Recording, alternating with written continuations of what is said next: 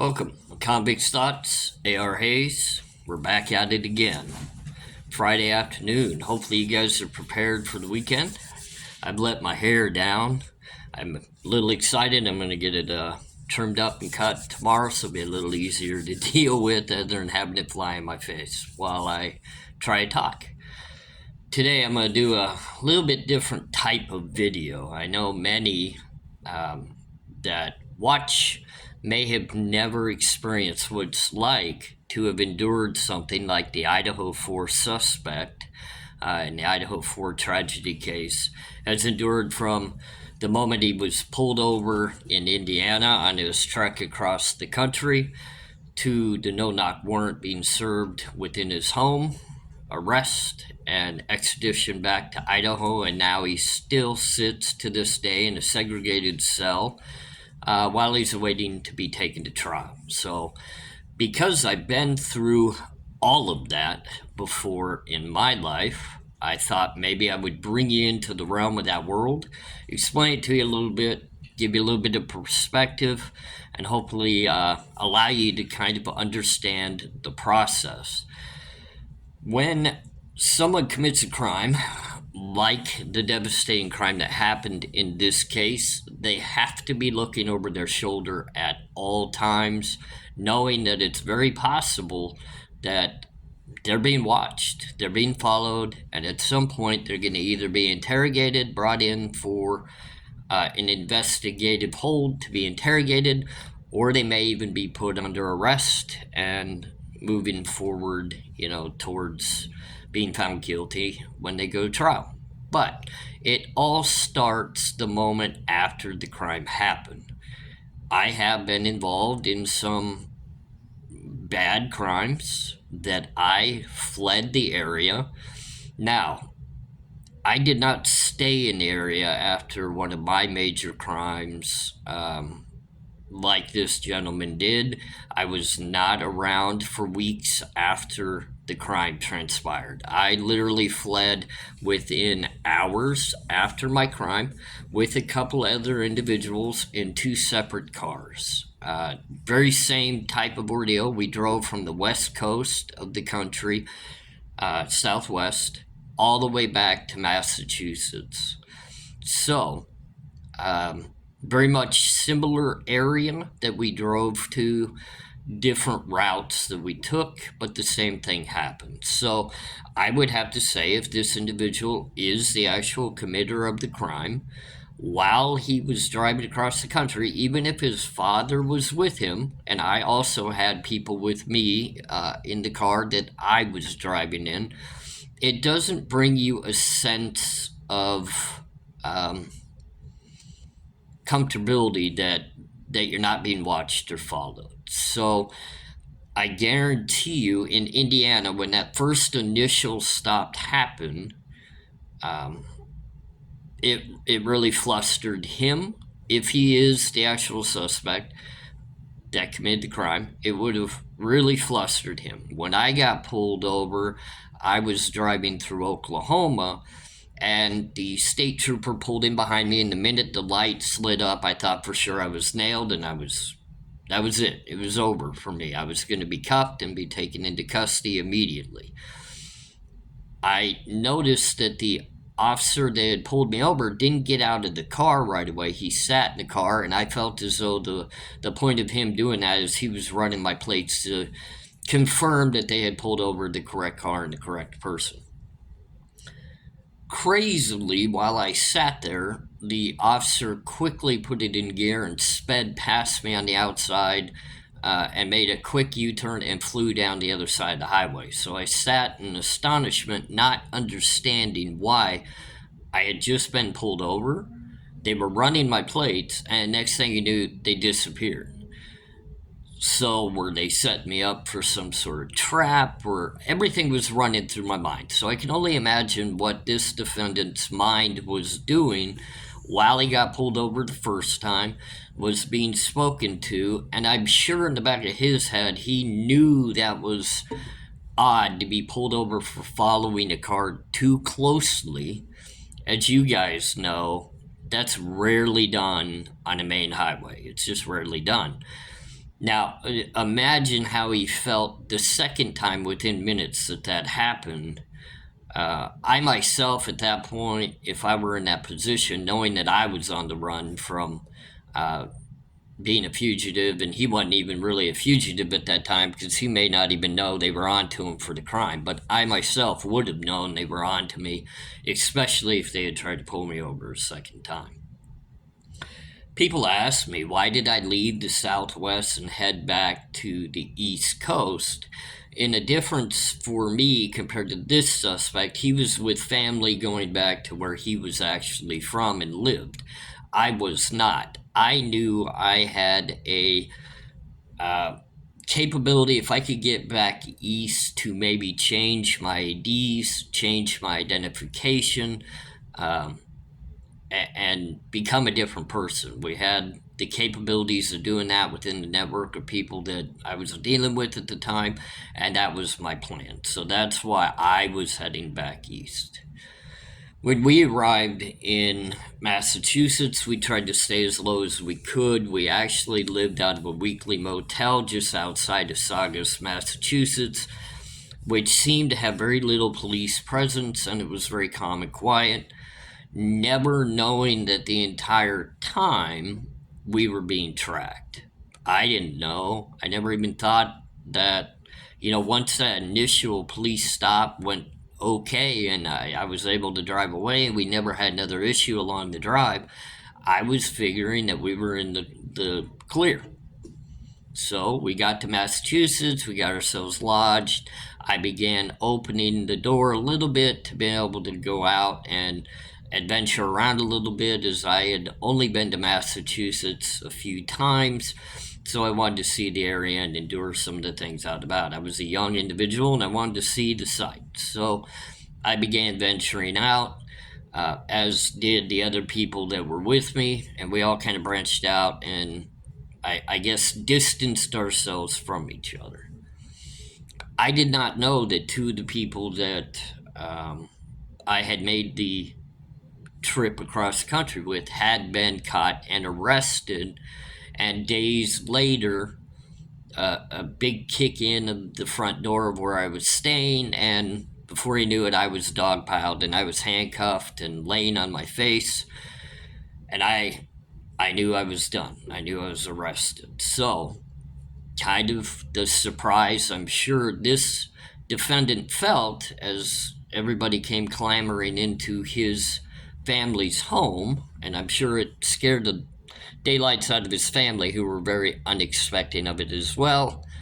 It probably caught him off guard. He had no chance of, trying to distance himself or get away or anything of that nature. Now, he may have handled it differently than I did. I stayed absolutely silent the minute they had me on the floor because I knew anything and everything that I talked about at that point was going to be used in my trial and in my case. I had already pre-planned how I was going to handle anything moving forward if I was ever arrested. So, inside of myself, I had to numb myself and be prepared for the worst case scenario.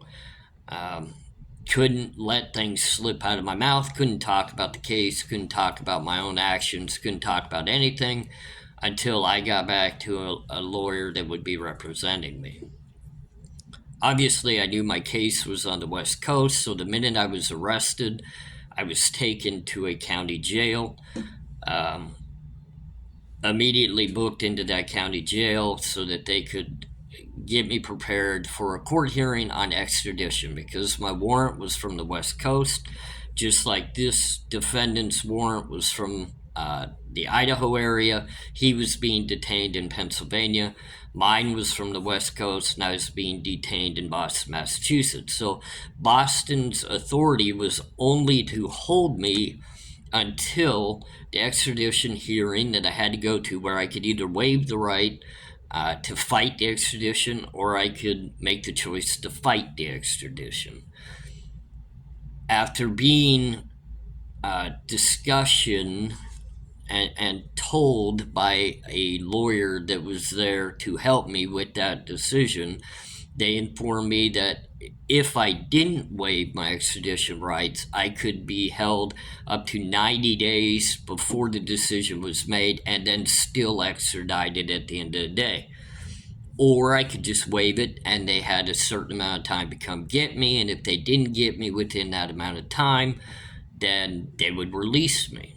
So I waived my right because I didn't want to sit in a Massachusetts jail not knowing where I was or anybody around me.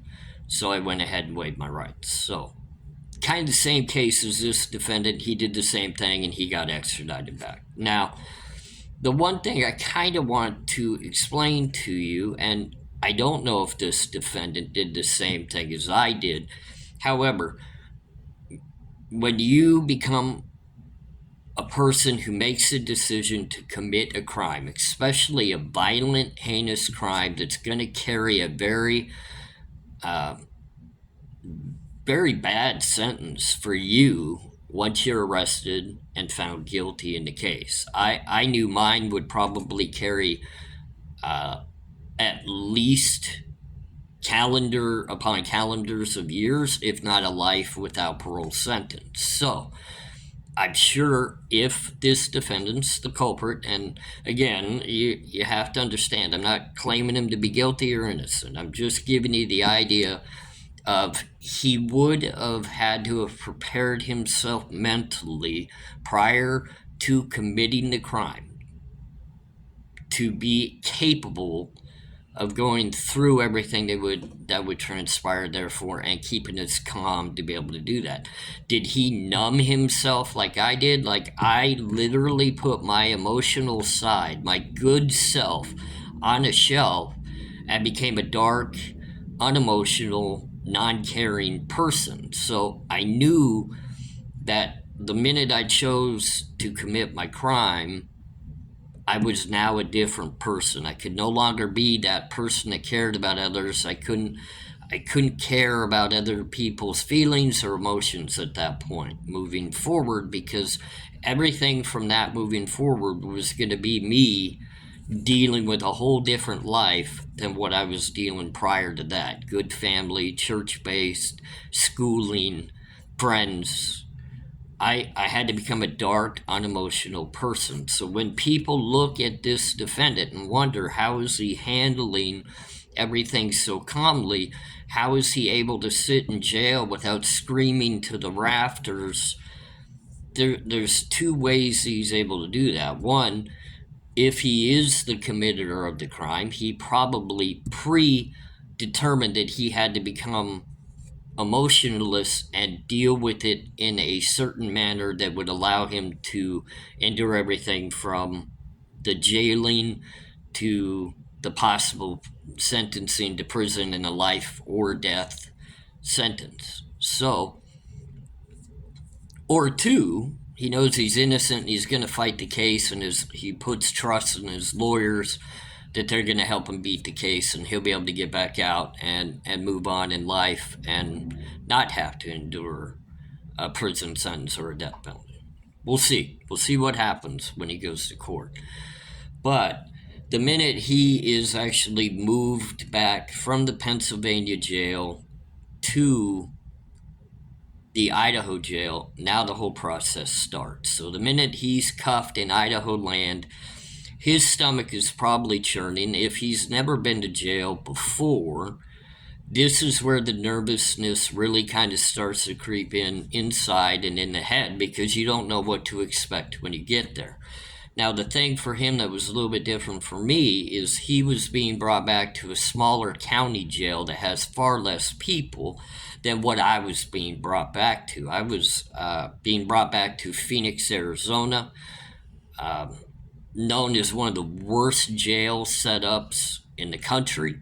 Joe Arpaio was the sheriff, known as one of the strictest, most difficult sheriffs to deal with in the entire country, one of the harshest upon inmates that you'll ever find.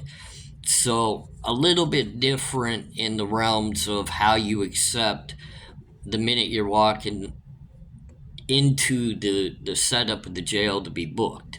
He probably walked in a closed sally port into a quieter booking area that maybe had a couple of holding cells that he was placed into for short periods of time until they could do the booking process. I was brought into complete chaos where there are thousands of inmates awaiting to be booked. So most of the time I was being held in cells that had upwards of 40, 45 people laying on a cement floor with toilets that wouldn't flush and people trying to use complete chaos, fist fights, blood on the floor, just complete nastiness. And you can Google, the whole Arizona. It's a horrific jail system. Phoenix, Arizona. He had a little bit of a luxury. He had a smaller jail, so it takes a little bit of the stress upon him off, even though the mind's still racing, he's still nervous, he doesn't know what to expect. He's brought in, put into an individual cell. He gets to talk directly to medical personnel that are going to be helping with the booking process to where he'll be able to explain the issues that he has within his health, whether he has certain health issues, like I was a type 1 diabetic, so I get to inform them of all of that, ensure that I get my medications and make sure that the whole file is built to take care of me medically. Well, he's going to have the same thing, and he's able to be spoken to, especially with the crime that he was being charged with. He'll speak with people that are there as more of a mental evaluation to make sure that he's all coherent. Now, his booking process is going to be the same as all, where his picture will be taken, fingerprint prints will be taken, DNA swab will be taken, and then they're going to, progress him through getting changed out into the new jail clothing. And with his charges, like mine, you go immediately into a protective cell and put on suicide watch. Suicide watch is going to take place because they want to ensure that you don't harm yourself, you don't get depressed, you don't get overwhelmed by the whole situation of being arrested and everything that could transpire mentally, physically, anything of the nervousness or the fear of what's transpiring. It's a typically padded cell. You don't get to keep any of your clothing. You don't get blankets, you don't get mattresses, you get a roll of toilet paper, and it's typically pretty cold. It's very invasive. You have no privacy whatsoever, as it's a complete glass encasement where they can watch in at you at all times. You have a camera on you at all times. I don't know how long he probably spent on suicide watch. I did 72 hours. Before I was moved to a solitary confinement cell.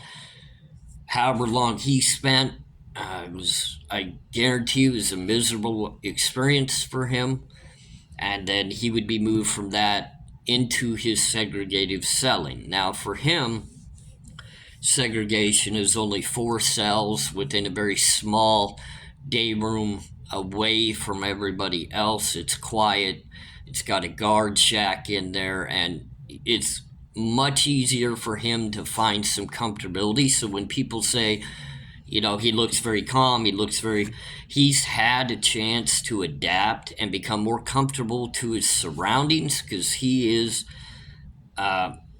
building a routine, and through time he adapts. He becomes more comfortable. Now he's been able to get commissary. He gets to read books.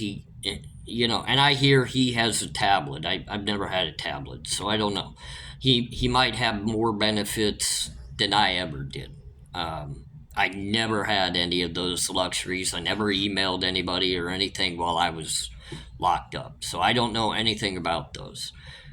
But I do know he can lay back, he can relax, especially knowledgeably knowing that he's pretty stable where he's at. He's not going anywhere else. They're not going to move him cell to cell. He's not going to go to another jail.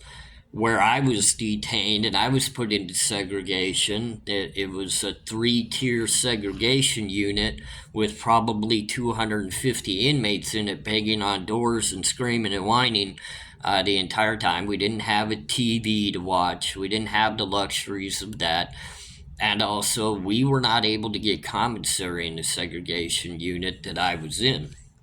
We had no privileges whatsoever. We got to come out of our cell one time a day for 1 hour, typically to take showers, make a phone call, get the small privileges that we were allotted. He probably is 23 and 1, 23 hours locked down, 1 hour out to be able to shower, to be able to make his phone calls and do, the various things out of the cell. So segregation also for me meant that in Arizona they have a combination of various jails that you could possibly be at. It's not just one county jail. They literally have approximately 6 or 7 within the area that you could be sent to or moved to after being in to ensure that you don't have any comfortability or any stability. Also, for me, a major difference than what he's enduring. He's taken out of his cell and literally led up 1 or 2 floors to the courthouse, which is within the same general area. So for him to get prepared for court might take all of 35 to 40 minutes, and then he's led straight up to the court, put in a holding cell, and then brought into the courtroom for his hearings.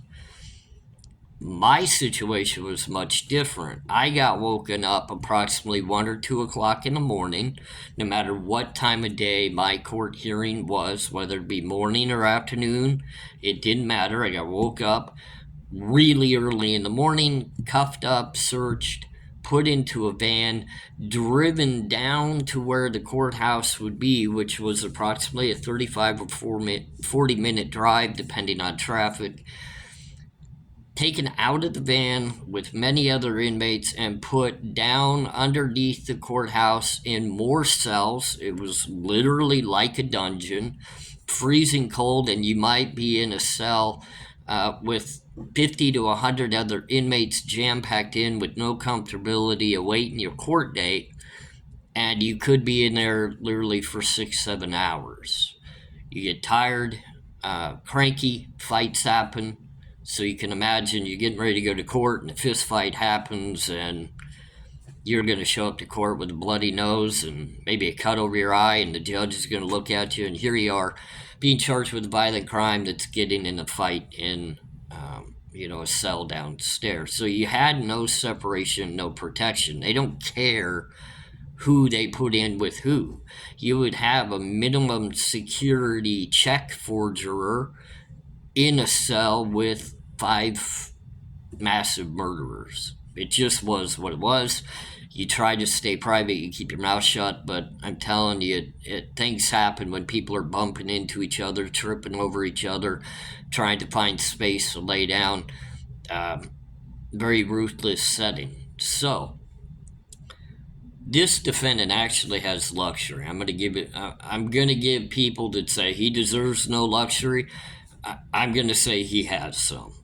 Compared to others in other places, in other states, they don't have that luxury. And maybe Boise, Idaho is even different within their jails. I don't know.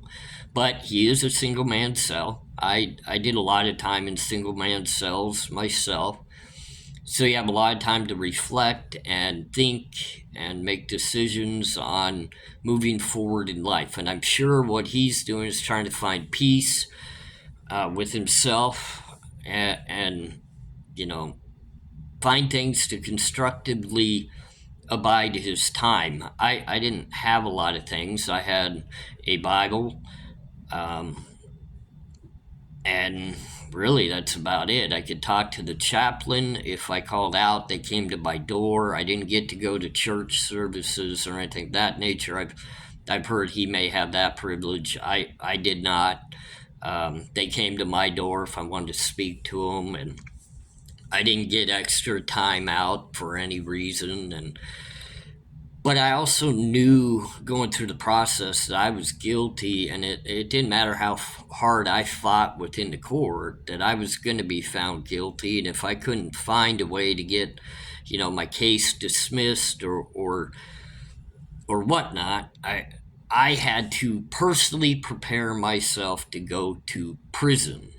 I had to numb myself even more for the next step of what would be coming for myself. So I put myself into an even darker level in life, in the fact that now I knew I was going away for a long time, and I had to make the decision of how I wanted to do my prison time. I couldn't any longer just focus on being capable of coming back to the good person side of it. I had to prepare myself to handle the penitentiary, and how as a person I was going to handle myself when I got to the penitentiary, because I was general population across the board. There was no way they were putting me into protective custody.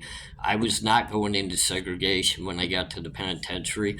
I was going directly to a closed custody general population yard, to where business had to be handled. And it had to be handled from day one. And you had to make a name for yourself and make a point that this is what I'm about. This is how I'm going to handle myself. And, if you want to F with me, that's cool. We'll go. I don't know where this defendant is in the process of if he's preparing himself for that or not, but I could tell you this. When I entered the courtroom, you could tell right off the bat I was stone cold, and I was willing to accept the guilty, where this defendant comes in knowing he has a chance to beat this case. So, it's a different scenario, but it's the same scenario. I get what he's coming from. And I'm, lastly, to interject, it's everything he's endured takes a sense of calmability within yourself to be able to handle it.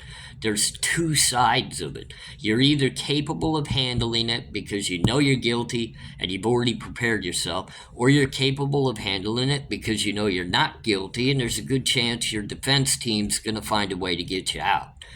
Not out of jail, but they're going to help you beat the case at trial. Nobody knows at this point which side of the coin he's at. However, I can tell you this. If he is the suspect that committed this crime, he prepared well before he entered that home.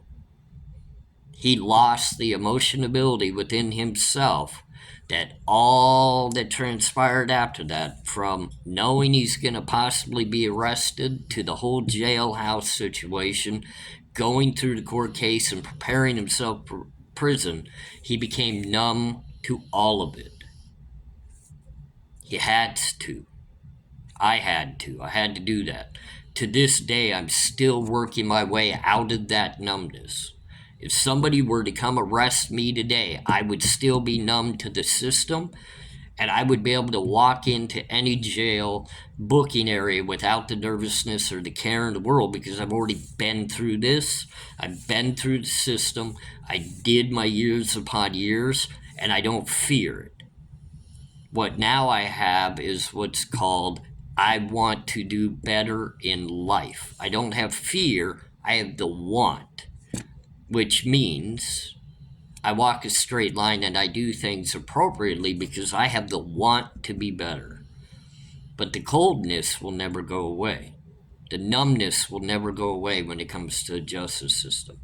This young man, after what he is experiencing today, if he is found innocent, will have a numbness and a coldness to him that will last forever.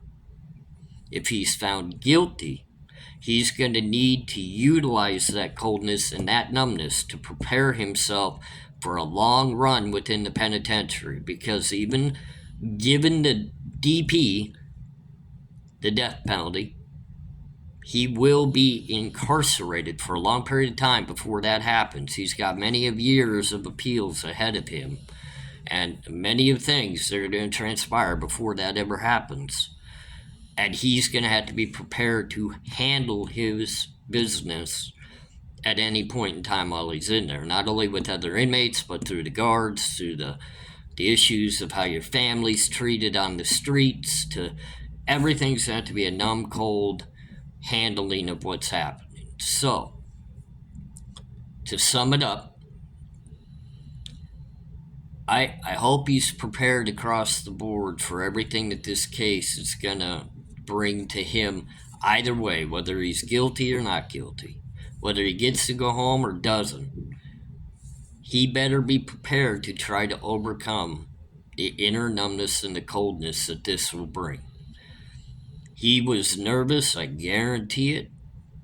And he had to find a calmness. And that's why everybody that sees him walk into the courtroom, they see just a calm, collected individual, because that's what you have to do. When you get locked up, you got to build a routine, and you got to get your mind in that locked up phase. And for those that you have never experienced it, don't. It's not a place that anybody ever wants